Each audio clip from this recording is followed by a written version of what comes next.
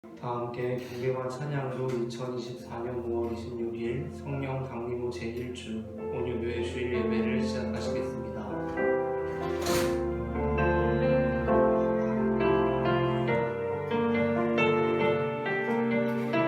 사랑합니다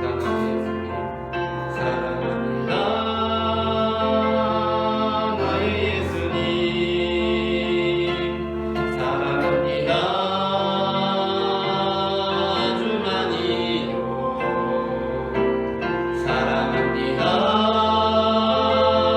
나의 예수님, 사랑합니다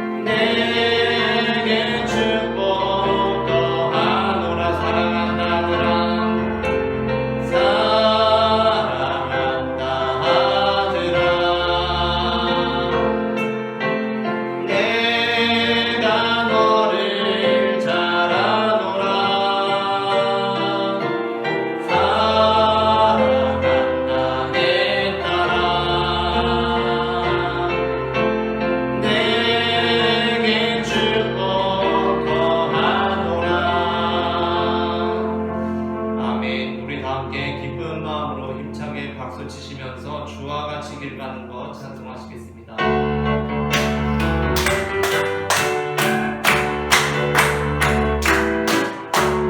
주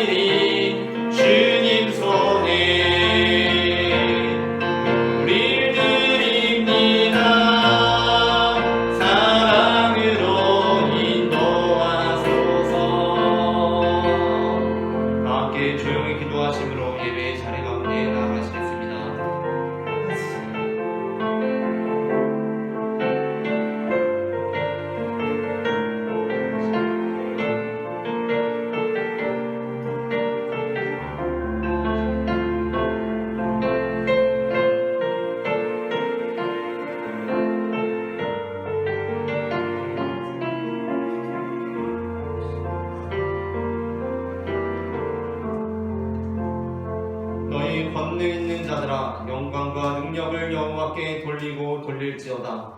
여호와께 그의 이름에 합당한 영광을 돌리며 거룩한 옷을 입고 여호와께 예배할지어다. 여호와께서 자기 백성에게 힘을 주시며 여호와께서 자기 백성에게 평강의 복을 주시리로다. 아멘. 우리의 하나님은 유일하신 한 분 하나님이시며 삼위로 존재하심을 신앙으로 고백하는 이 시간 우리가 함께 모여 주님 앞에 예배를 드립니다. 죄인을 구원하시려고 독생자를 보내주신 성부 하나님의 사랑에 감사를 드립니다. 하늘아버지의 뜻에 온전히 순종하여 십자가를 지신 성자 예수님의 은혜에 감사를 드립니다.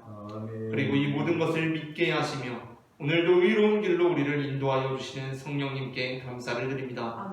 마음과 뜻과 정성을 다하여 드리는 이 예배를 기쁘게 받아주시기를 원하오며 예수님의 이름으로 기원하옵나이다. 아멘.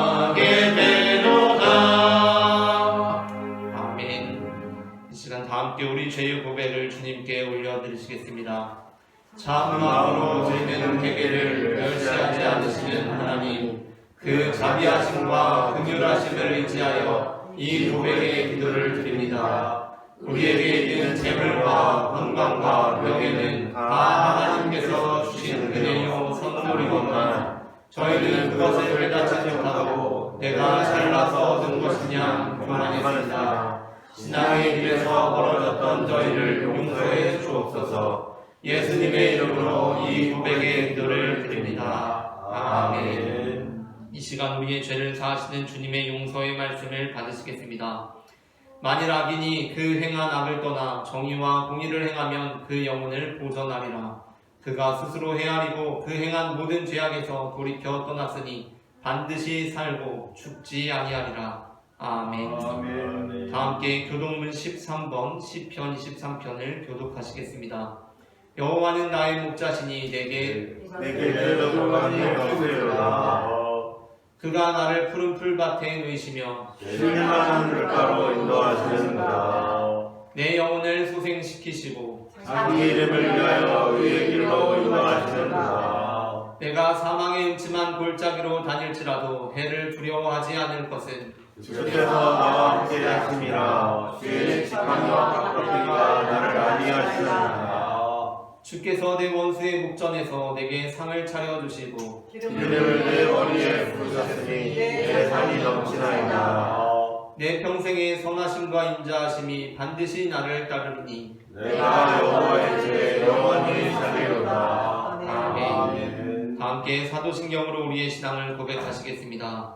전능하사 천지를 만드신 하나님 아버지를 내가 믿사오며 그 외아들을 우리 주 예수 그리스도를 믿사오니 이는 성령으로 잉태하사 동정녀 마리아에게 나시고 본유 빌라도에게 고난을 받으사 십자가에 못 박혀 죽으시고 장사한 지 사흘 만에 죽은 자 가운데서 다시 살아나시며 하늘을 오르사 전능하신 하나님 우편에 앉아 계시다가 더리로서 산자와 죽은 자를 심판하러 오시리라. 성령을 믿사오며 거룩한 공예와 성도가 들어교통하는 것과 죄를 사하여 죽은 것과 몸이 다 산 것과 영원히 사는 것을 믿사옵나이다. 아멘.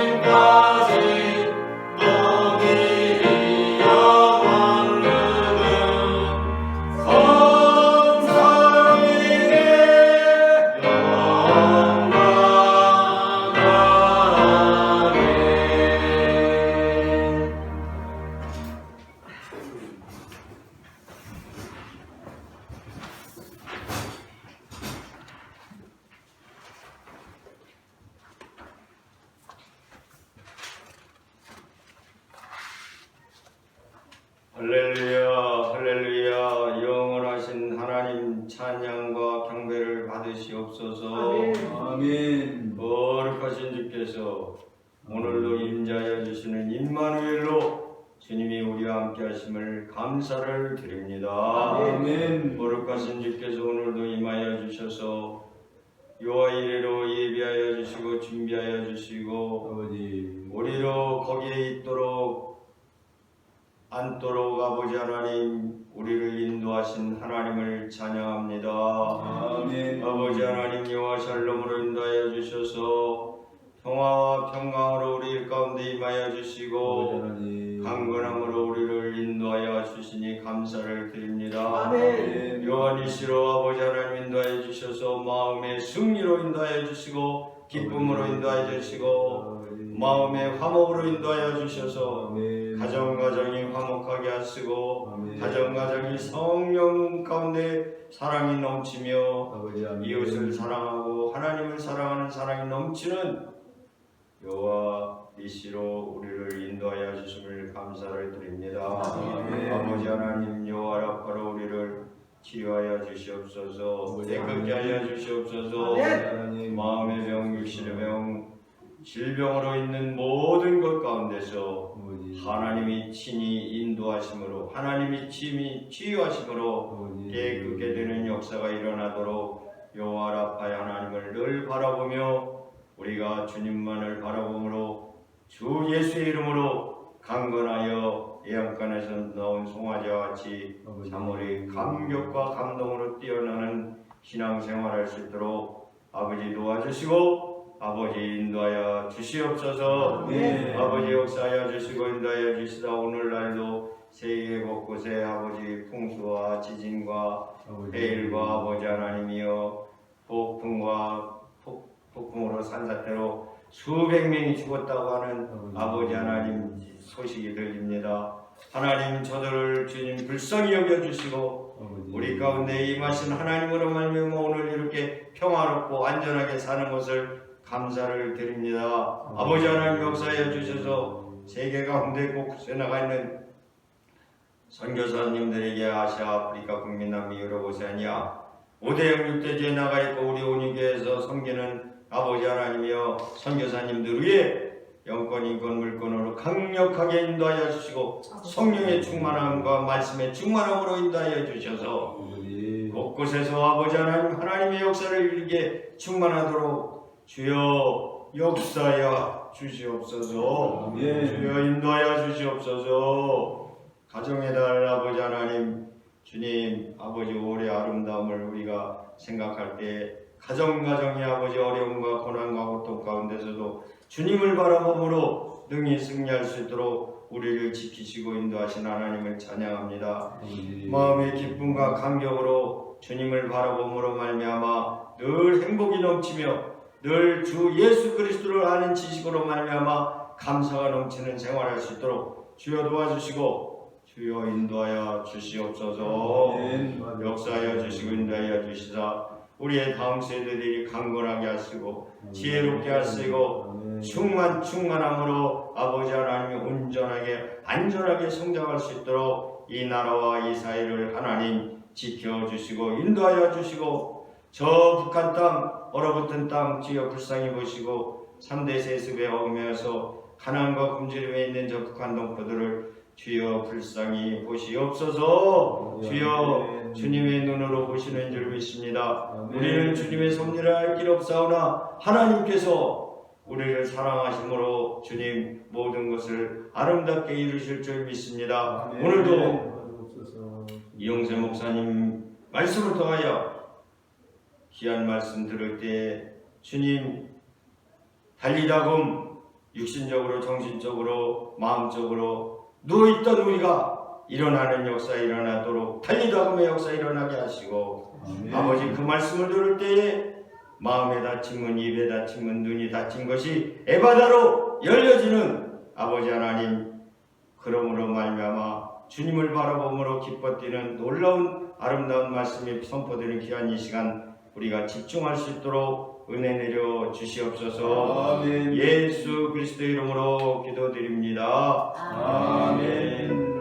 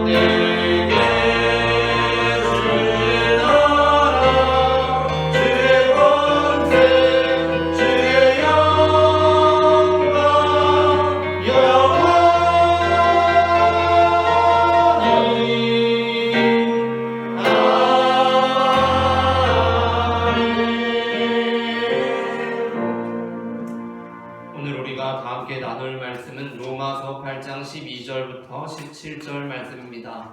본문을 교독하겠습니다.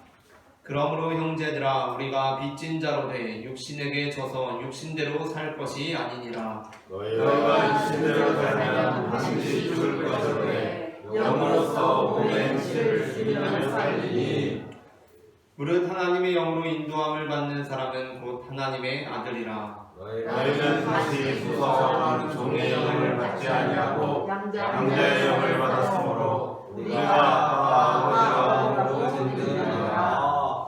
성령이 친히 우리의 영과 더불어 우리가 하나님의 자녀인 것을 증언하시나니 자녀이면 또한 상속자 곧 하나님의 상속자요 그리스도와 함께하는 상속자니 우리가 그와 함께 영광을 받기 위하여 고난도 함께 받아야 할 것이니라. 아멘. 우리나라의 복음이 막 전파되기 시작한 선교 초기에 길동이 어머님은 그때 외국인 선교사가 세운 교회에 처음으로 가보게 되었습니다. 당시 외국인 선교사는 우리말에 상당히 서툴렀고 우리나라는 아직 여성에 대한 차별이 일반적이던 상황이었습니다. 그런데 그때 길동이 어머님은 교회에 가서 참으로 이상한 인사말을 들었습니다. 그것은 그 외국인 선교사가 예배를 마치고 집에 가는 길동이 어머님에게 당신은 하나님의 아들입니다 라고 인사했던 것이었습니다. 길동이 어머님은 첫 주에 그 말을 자신이 잘못 들었거나 자신이 아닌 다른 사람에게 한 말일 것이라고 생각했습니다. 그런데 그 다음 주에 또 교회를 갔는데 이번에도 그 외국인 선교사가 길동이 어머님에게 당신은 하나님의 아들입니다 라고 인사를 하는 것입니다. 상황을 보니 분명히 나에게 하는 말이었습니다. 그런데 이번에도 당황해서 그냥 집으로 어쩌다 보니까 왔습니다. 그렇게 한 주간 시간이 흐르는데 길동이 어머님에게 그 말이 몹시 마음에 쓰였습니다. 아니 아무리 사람이 밭일을 해서 얼굴이 이렇게 새까맣게 타서 남자처럼 보일지라도 사내같이 생겼어도 여자를 보고 하나님의 아들이라니 너무 화가 나고 막 괘씸하게 여겨지기 시작했습니다. 하지만 그래도 교회라는 것이 그렇게 나쁜 것 같지는 않아서 세 번째 가보게 되었습니다. 그날 외국인 선교사님은 오늘 우리가 읽은 말씀 로마서 8장 12절부터 17절 본문으로 하나님의 상속자라는 설교를 했습니다. 그 설교를 통해 선교사님은 이 세상은 아들이면 귀하게 여기고 딸이면 천하게 여기며 남자에게만 재산을 물려주고 여자에게는 재산을 상속해주진 않지만 성경에서는 하나님께서 하나님을 믿는 모든 딸들, 여자들에게도 그 유업을 물려주신다고 하셨습니다. 그리고 그러한 의미에서 우리는 모두 다 하나님의 아들이라고 했습니다. 그날도 여지없이 선교사님은 예배를 마치고 돌아가는 길동이 어머님의 눈을 똑바로 바라보며 길동이 어머님 잘 오셨습니다. 길동이 어머님은 하나님의 아들입니다 라고 인사했습니다. 길동이 어머님은 고개를 크게 숙이며 선교사님께 화답하고 집으로 돌아왔습니다. 그렇게 집으로 돌아오는 길 내내 길동이 어머님의 마음이 뜨거워지며 그 마음이 쿵쾅거렸습니다. 이제 그녀의 심장은 이렇게 뛰기 시작했습니다. 아멘, 저는 하나님의 아들입니다 라고 말입니다. 어떤 사람들은 성경이 지나치게 가부장적이라고 불평합니다. 그러나 성경은 지금 우리의 시각에서 보자면 가부장적일지 몰라도 성경이 기록될 당시의 시각에서 보자면 가부장적인 입장을 넘어서고 깨부수는 온 시대를 초월하는 하나님의 말씀입니다. 창세기 1장 27절은 이렇게 말씀합니다. 다 함께 합독하겠습니다. 하나님이 자기 형상 곧 하나님의 형상대로 사람을 창조하시되 남자와 여자를 창조하시고 아멘. 하나님께서는 성경을 통해 남자만 하나님의 형상이 아니라 여자도 남자와 동등하게 하나님의 형상이라고 선언하십니다. 갈라디아서 3장 28절도 합독하겠습니다. 너희는 유대인이나 헬라인이나 종이나 자유인이나 남자나 여자나 다 그리스도 예수 안에서 하나이니라. 아멘. 남자는 귀하고 여자는 천하다는 관념은 이미 2000여 년 전에 예수 그리스도 안에서 부서뜨려졌습니다. 그러므로 우리는 남자든 여자든 하나님의 유업을 잇는 하나님의 상속자임을 알아야 합니다. 오늘 우리는 하나님의 상속자라는 제목의 설교를 나눕니다. 제가 한번 선창하면 여러분이 후창하는 식으로 2번 설교 제목을 함께 우리 선포해 보겠습니다. 하나님의 상속자, 하나님의 상속자, 하나님의 상속자, 하나님의 상속자, 하나님의 상속자라는 제목의 설교를 나누려고 합니다. 전해지는 말씀을 통하여서 우리가 하나님의 상속자라는 말씀이 갖는 의미를 알게 되고 우리가 하나님의 상속자라는 자부심을 갖고 살아가게 되기를 소망합니다. 아멘. 그렇다면 우리가 하나님의 상속자라는 것은 어떠한 의미를 갖습니까? 첫째, 우리가 하나님의 상속자라는 것 함께 읽겠습니다. 첫째, 우리가 하나님의 아들이라는 것을 의미합니다. 로마서 8장 14절은 이렇게 말씀합니다. 다 함께 합독하겠습니다. 무릇 하나님의 영으로 인도함을 받는 사람은 곧 하나님의 아들이라. 아멘. 본문은 무릇 하나님의 영으로 인도함을 받는 남자는 하나님의 아들이라거나 남자들 중에서로 제한하고 무릇 하나님의 영으로 인도하는 받는 남자들 중에 그 사람은 곧 하나님의 아들이라고 말씀하고 있지 않습니다. 본문은 어떻게 말씀합니까? 무릇 하나님의 영으로 인도함을 받는 사람, 곧 하나님께서 자기 형상, 곧 하나님의 형상대로 창조하신 모든 남자와 여자, 그 사람들이 하나님의 영으로 인도함을 받게 될 때 그들은 남자와 여자를 막론하고 다 하나님의 아들이라고 말씀합니다. 그러므로 우리가 하나님의 아들이라고 할 때 그것은 생물학적이거나 사회학적인 성별을 의미하지 않습니다.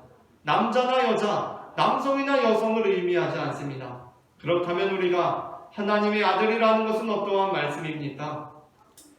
성경이 기록될 당시 대부분의 상황 안에서 아들은 일반적으로 가정이나 사회적으로 존귀한 대우를 받고 있었기 때문에 우리 모두가 하나님의 아들이 된다는 것은 하나님의 존귀한 자녀됨을 의미합니다. 하나님의 존귀한 자녀에서 여성이 배제되는 것이 아닙니다. 실제로 성경은 하나님의 사역에 있어서 여성들의 역할을 드러내는 본문들을 도처에 담아내고 있습니다. 예수님의 부활을 처음으로 목격한 이들이 누구입니까? 여성들입니다. 이들은 예수님의 부활 소식을 처음으로 전하는 위대한 사명을 감당했습니다. 심지어 구약의 선지자 미가는 출애굽 당시 하나님께서 사용한 이스라엘의 리더들로서 모세와 아론과 더불어 미리암을 언급하고 있습니다. 미가 6장 4절을 함께 읽겠습니다. 내가 너를 애굽 땅에서 인도해내어 종노릇하는 집에서 속량하였고 모세와 아론과 미리암을 내 앞에 보내느니라. 아멘. 미리암은 모세의 누나인데 사실 미리암은 모세오경에서 그다지 긍정적으로 그려지지만은 않는 인물입니다. 왜냐하면 미리암은 아론과 함께 모세를 비방했다가 하나님의 책망을 듣고 나병에 걸리기 때문입니다. 민수기 12장 1절과 9절부터 10절도 다 함께 합독하겠습니다. 모세가 부스 여자를 취하였더니 그 부스 여자를 취하였으므로 미리암과 아론이 모세를 비방하더라. 여호와께서 그들을 향하여 진노하시고 떠나시매 구름이 장막 위에서 떠나갔고 미리암은 나병에 걸려 눈과 같더라. 아론이 미리암을 본즉 나병에 걸렸느니라. 아멘. 미리암이 모세를 비방함으로 하나님의 책망을 받습니다. 그러나 우리는 미리암이 하나님의 책망을 받았다고 해서 남성인 모세와 아론과 달리 여성인 미리암은 뭔가 자격 부족이었던 사람으로 생각해서는 안 됩니다. 왜냐하면 우리는 모세와 아론 역시 이스라엘을 이끄는 중에 아주 중대한 실수들을 했던 사람임을 알고 있기 때문입니다. 자격 요건으로 따져보자면 미리암만 자격에 불충분한 것이 아니라 모세와 아론도 다 하나님 앞에 자격이 안 되는 사람들이었습니다. 그렇기 때문에 우리는 이 맥락 안에서 여성 차별적인 시각으로 미리암의 실수를 부각해서 보는 것이 아니라 오히려 이 본문의 이면에 나타나 있는 출애굽 공동체의 분위기에 대해서 감지할 수 있어야 합니다. 지금 여성인 미리암이 하는 행위가 무엇입니까? 모세를 비방하고 있습니다. 그러니까 미리암은 비록 공식적인 여성이었지만 출애굽 공동체를 이끌어 나가는 입장에서 모세와 아론과 함께 모세의 누나로서 출애굽 공동체를 이끌어 나가는 공동체의 리더로서 역할하고 있다는 것입니다. 마동석이라는 배우를 모두들 잘 알고 계실 것입니다. 배우 마동석은 2000년대 초에 한국 영화계에 데뷔해서 2010년대 초반까지만 해도 단역이나 단역에 가까운 조연들을 맡아서 연기해 왔습니다. 그런데 지금 마동석 배우는 한국 영화계에 한 획을 긋는 엄청난 배우가 되어가고 있습니다. 그래서 이제 한 10년 전, 15년 전 그가 단역을 맡았던 영화들을 보게 되면 그 영화가 눈에 들어오는 것이 아니라 그 영화 자체가 이렇게 호소하는 것처럼 들립니다. 여러분, 여기 이 마동석이라는 배우가 있습니다. 지금 단역으로 나오고 있는데 여러분, 이 사람을 주목하십시오 라고 그렇게 그 영화들 자체가 우리에게 호소하고 있는 것 같습니다. 동양 고전들에 익숙한 사람들이 서양 고전으로서 성경을 처음 접하게 되면 여성들이 상당히 많이 나온다는 것에 크게 놀라곤 합니다. 그러니까 성경에서 여성들은 비록 주연이라고 보기는 어렵지만 그럼에도 불구하고 분명 엑스트라는 아니며 조연급으로 그려지고 있습니다. 성경의 이러한 맥락들이 우리에게 독려하고 있는 것은 무엇입니까? 자, 잘 봐라. 여성은 어디까지나 조연이다, 단역이다 라는 것입니까? 그렇지 않습니다.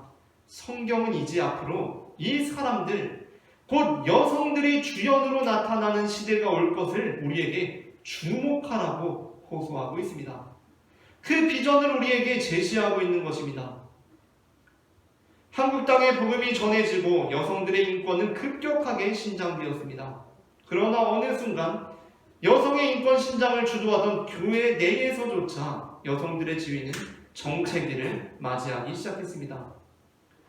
여전히 대부분의 교회들은 그 중직들을 남성들로 구성하고 있으며 아직도 단지 그 사람의 성별이 여성이라는 이유만으로 목사 안수를 주지 않는 교단들도 있습니다. 여대생들이 신학교에 입학하면 공공연하게 설교자들이 사모 후보생이라고 언급하는 경우들이 있기도 합니다. 그러므로 우리는 이 시대에도 여전히 남자와 여자를 모두 다 하나님의 아들로 삼으시고 그들 모두를 상속자로 삼으셔서 그 유업을 잊게 하신다는 말씀을 깊이 있게 묵상해야 할 것입니다. 아멘. 다음으로 둘째, 우리가 하나님의 상속자라는 말씀의 의미를 다 함께 읽겠습니다. 둘째, 우리가 양자의 영을 받았다는 것입니다. 로마서 8장 15절 말씀을 다 함께 합독하시겠습니다. 너희는 다시 무서워하는 종의 영을 받지 아니하고 양자의 영을 받았으므로 우리가 아빠 아버지라고 부르짖느니라. 아멘.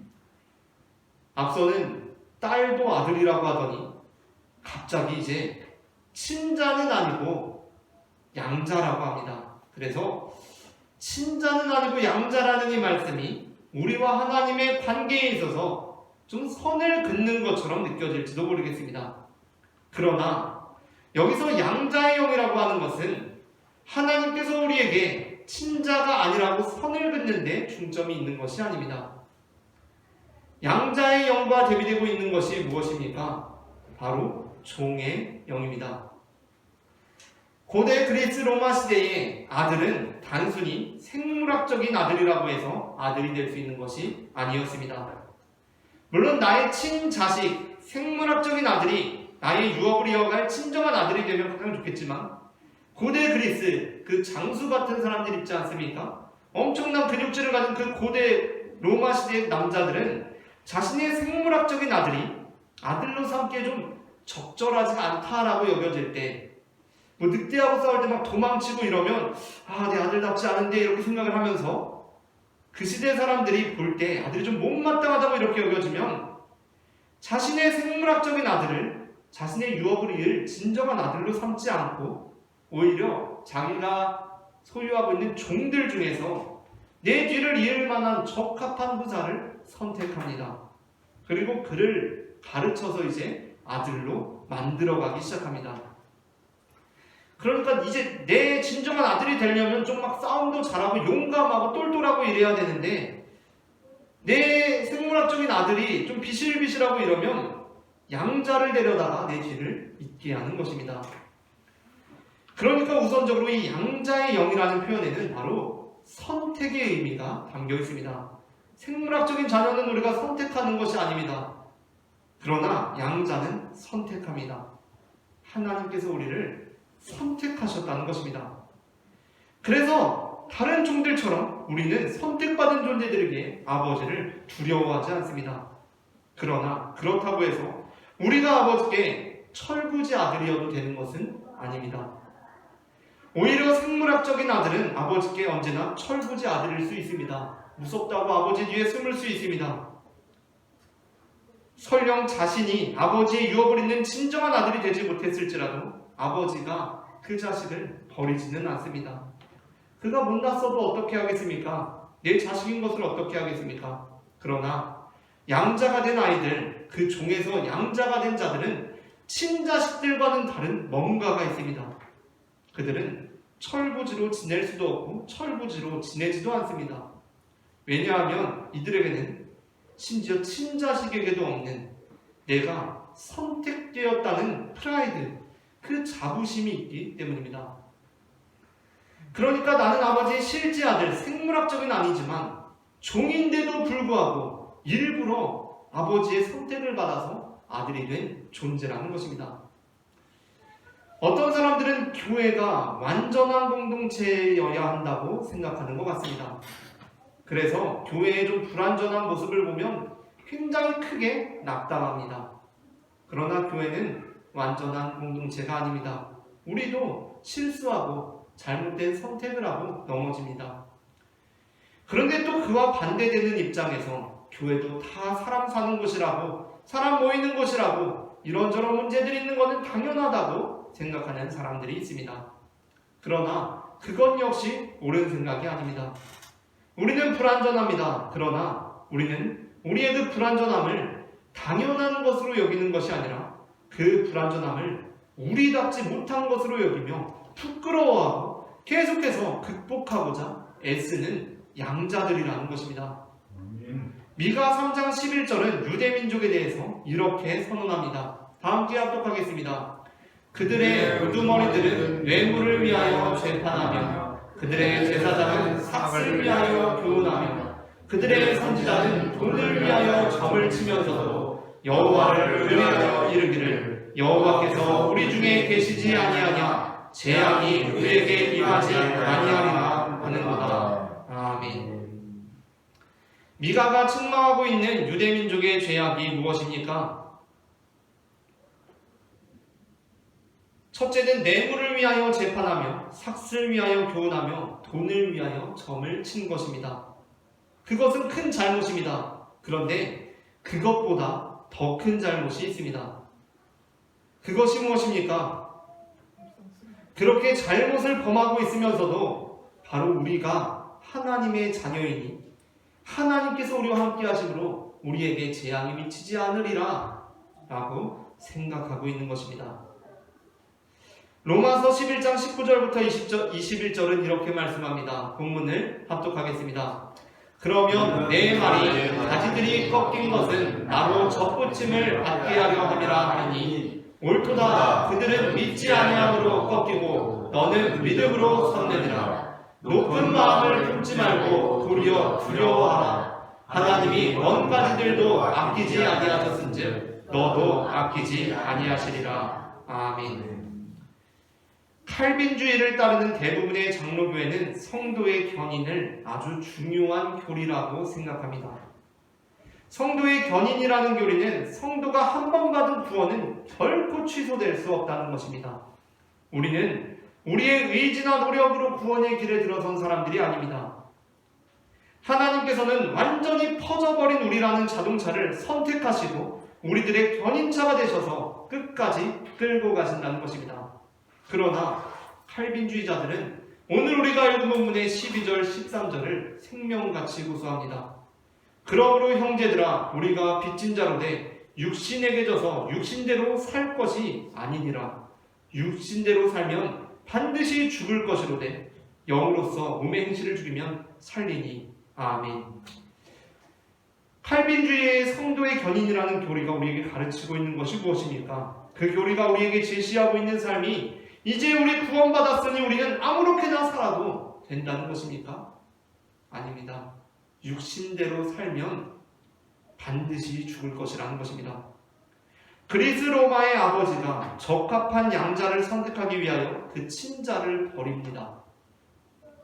그런데 이미 선택받았으니까 아무렇게나 살아가는 양자를 버리지 않겠습니까? 하나님께서 먼 가지들도 아끼지 않아야 하셨는데 접붙임 받친 가지를 아끼시겠습니까? 마지막으로 셋째, 우리가 하나님의 상속자라는 말씀의 의미를 함께 읽겠습니다. 셋째, 그리스도와 함께 고난을 받는 사람들이라는 것을 의미합니다. 로마서 8장 17절은 이렇게 말씀합니다. 다 함께 말씀을 합독하시겠습니다. 자녀이면 또한 상속자, 곧 하나님의 상속자요 그리스도와 함께한 상속자니 우리가 그와 함께 영광을 받기 위하여 고난도 함께 받아야 할 것이니라. 아멘. 바로 이 지점은 많은 그리스도인들이 상당히 당황하는 지점입니다. 우리는 하나님의 상속자가 된다고 해서 그것을 기쁜 마음으로 받아들였습니다. 왜냐하면 우리는 우리가 하나님의 상속자라는 말씀을 듣고 갑자기 오래전에 잃어버렸던 부모를 찾게 되었는데 그 부모님이 큰 부자였고 그 모든 재산을 나에게 물려줄 것으로 기대했기 때문입니다. 그런데 뚜껑을 열어보니 정반대입니다. 부모를 찾게 되었는데 부모가 엄청 많은 빚을 지고 있는 사람들이었고 그 채권자들이 나에게까지 찾아와서 빚을 갚으라고 하는 형국이기 때문입니다. 아니 그 상속받는 것들이 영광이 아니라 고난이라고 하는데 누가 상속자가 되려고 하겠습니까? 그러나 본문이 의도하는 것은 그것이 아닙니다. 본문의 의도는 우리가 다 고난 중에 있다는 것입니다. 17절부터 이어지는 12절까지를 교독하겠습니다. 자녀이면 또한 상속자, 곧 하나님의 상속자요 그리스도와 함께한 상속자니 우리가 그와 함께 영광을 받기 위하여 고난도 함께 받아야 할 것이니라. 생각하건대 현재의 고난은 장차 우리에게 나타날 영광과 비교할 수 없도다. 피조물이 고대하는 바는 하나님의 아들들이 나타나는 것이니 피조물이와 함께 굴복하는 것은 다시지 아니요 오직 굴복하게 하시는 이로 말미암이라. 그 바라는 것은 피조물도 썩어짐의 종노릇한 데서 해방되어 하나님의 자녀들의 영광의 자유에 이르는 것이니라. 피조물이 다 이제까지 함께 고통을 겪고 있는 것을 우리가 아니라. 아멘. 본문이 말씀하고 있는 것이 무엇입니까? 이 세상의 모든 피조물들이 영광에 충만하다는 것입니까? 이 세상의 모든 피조물들이 하나님의 은혜 가운데 있다는 것입니까? 이 세상의 모든 피조물들이 평강 가운데 거하고 있다는 것입니까? 그것이 아닙니다. 본문은 이 세상의 모든 피조물들이 허무에 굴복되어 있고 다 고통을 겪고 있다고 말씀합니다. 그런데 그 상황에서 우리가 하나님의 상속자가 된다는 것은 하나님의 상속자가 되지 않으면 고통당할 일이 전혀 없을 것인데 하나님의 상속자가 됨으로 고통을 상속받게 된다는 것이 아닙니다. 17절 본문은 우리가 피조물로서 다 고통을 당하는 고난당하는 형국에 놓여 있는데 우리가 하나님의 상속자가 된다는 것은 하나님의 영광을 위하여 그 모든 고난들을 이겨내고 극복해내는 인생을 살게 되리라는 약속의 말씀입니다. 그러므로 우리가 상속받게 되는 것은 고난 그 자체가 아닙니다. 우리가 상속받게 되는 것은 현재의 고난 중에도 장차 받게 될 영광을 바라보며 그 고난을 이겨내고 극복해내는 능력을 상속받게 되는 것입니다. 어떤 사람들은 예수님의 십자가를 보고는 겁에 질려서 그 십자가를 가리키며 예수님을 믿게 되면 저런 고난을 당하게 되는 것입니까? 라고 질문합니다. 그러나 우리는 그에 대해 네, 예수님을 믿게 되면 저런 고난을 당하게 되는 것입니다. 라고 대답하지 않습니다. 그렇다면 우리의 대답은 무엇입니까? 우리는 이렇게 대답합니다. 아니요. 예수 그리스도의 십자가는 우리에게 예수님을 믿게 되면 저런 고난을 당하게 된다고 말씀하고 있지 않습니다. 예수 그리스도의 십자가는 예수님을 믿게 되면 저런 고난도 능히 이겨낼 수 있게 된다고 우리에게 말씀하고 있습니다. 여기에는 큰 차이가 있습니다.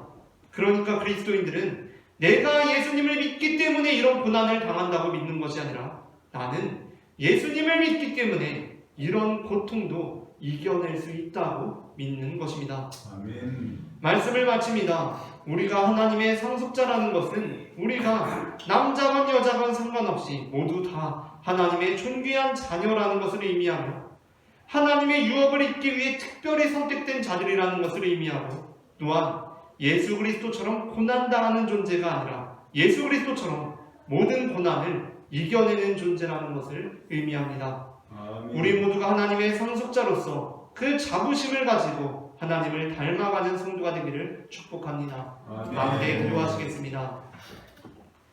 사랑의 주님, 죄인된 우리를 하나님의 양자로 삼아주시고 주님을 닮아가게 하시니 은혜를 감사합니다. 우리가 때로는 넘어지고 쓰러질지라도 주님께서 베풀어 주시는 은혜와 그 십자가의 능력으로 주님을 닮아가는 자녀들 될 수 있도록 도와주시옵소서. 사랑의 주 예수 그리스도의 이름으로 기도합니다. 아멘. 다 함께 주만 바라볼지라 찬송하시면서 준비하신 예물을 봉헌하시겠습니다.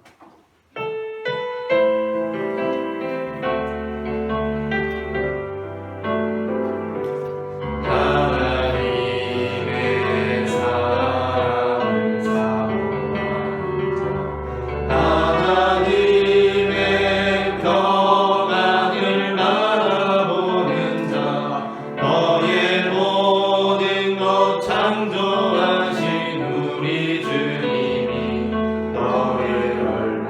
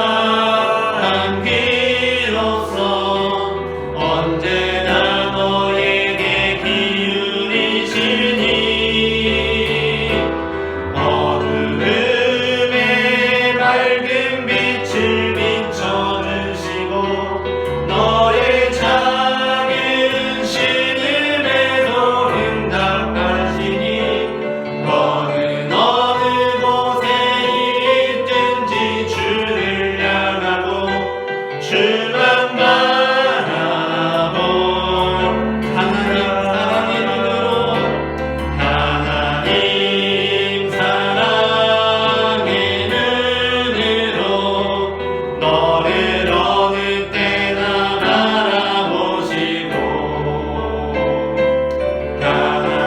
하나님인 자 함께로서 언제나 너에게 기울이시니 어두움에 밝은 빛을 비춰주시고 너의 작은 신음에도 응답하시니 너는 어느 곳에 있든지 주를 향하고 주만 바라볼지라. 기도하시겠습니다. 우리의 기도를 들으시는 주님, 주님께서는 이 시간 주님의 자녀의 작은 신음에도 응답하시는 분이신 줄을 믿습니다. 주님께서 그 사랑의 눈으로 우리를 어느 때나 바라보시고 인자한 귀로서 우리에게 기울이고 계시니 우리가 어떠한 고난 중에도 그 고난을 극복해내는 믿음의 자녀들 될 수 있도록 인도하여 주시옵소서. 이 시간 주님 앞에 거룩한 예물을 봉헌한 성도들의 손길을 주님 받아주시고 주님 앞에 드려진 예물을 사용되는 곳마다 하나님의 나라가 이루어질 수 있도록 역사하여 주시옵소서. 그리하여 주님께서 우리의 삶에 부어주시는 그 축복이 차고도 넘쳐 우리의 가족들에게, 이웃들에게, 동료들에게, 친구들에게 흘러갈 수 있도록 역사하여 주시옵소서. 사랑의 주 예수 그리스도의 이름으로 기도합니다. 아멘. 이 시간에는 우리에게 생명을 주시는 주님의 몸과 피를 받으시겠습니다.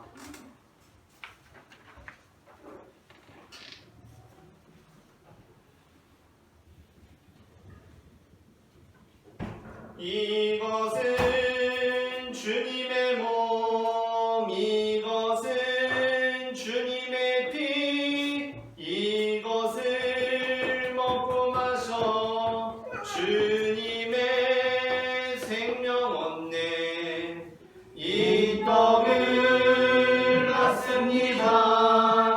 이 잔을 받습니다. 주님을 사랑해요. 십자가 기억하리.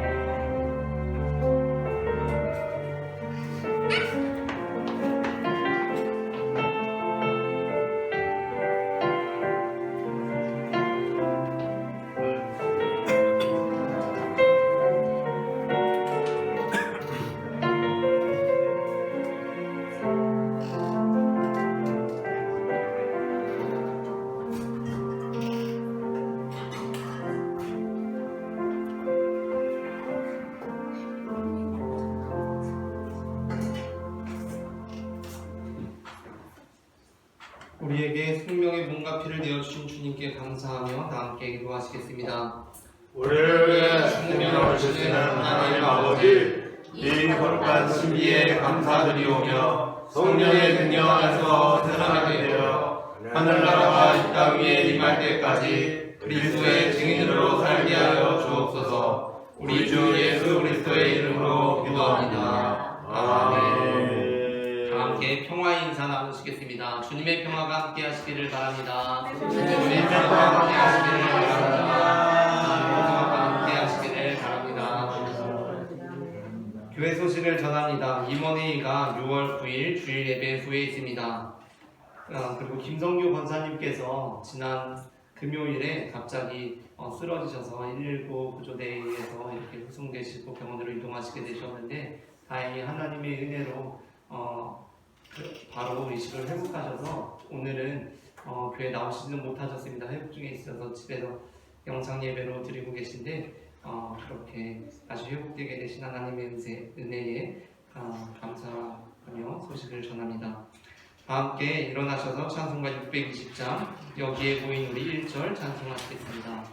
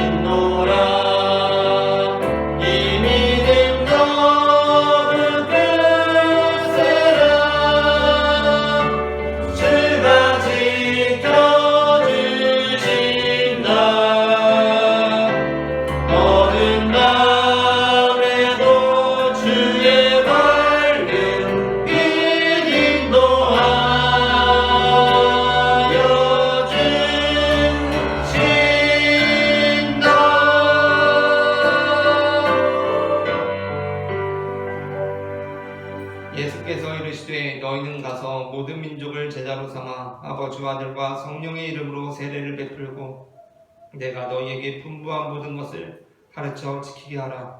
볼지어다 세상 끝날까지 내가 너희와 항상 함께 있으리라. 아멘. 아멘.